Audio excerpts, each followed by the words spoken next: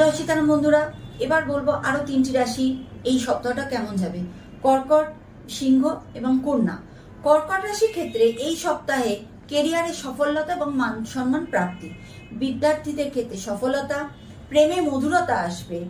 তবে শনির বক্রতার কারণে কিছু স্বাস্থ্যগত সমস্যা এবং কিছু পারিবারিক সমস্যা আসতে পারে, এবং বিবাহিত জাতকদের ক্ষেত্রে বলবো সম্বন্ধে মধুরতা আনবার জন্য আরো যত্নবান হোক।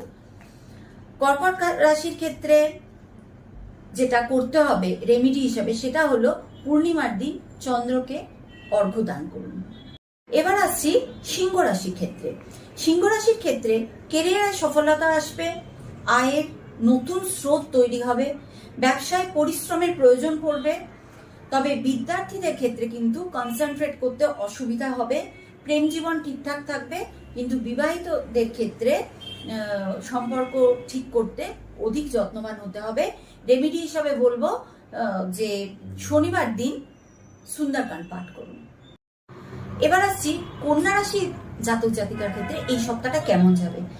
এই সপ্তাহে কন্যা রাশির ক্ষেত্রে কেরিয়ারে উন্নতি, আর্থিক লাভ, চাকরিতে পদোন্নতি, কিন্তু ব্যবসায়ীদের ক্ষেত্রে অতি সাবধানী হতে হবে কোনো ইনভেস্টমেন্টের ক্ষেত্রে। পড়াশোনার ক্ষেত্রে ভালো, প্রেমে ভালো, কিন্তু বিবাহিত জীবনে ইগোকে দূরে রাখতে হবে, তবেই সম্বন্ধ ভালো থাকবে। রেমেডি হিসাবে হচ্ছে কিন্নরদের সবুজ রঙের চুড়ি দান করুন।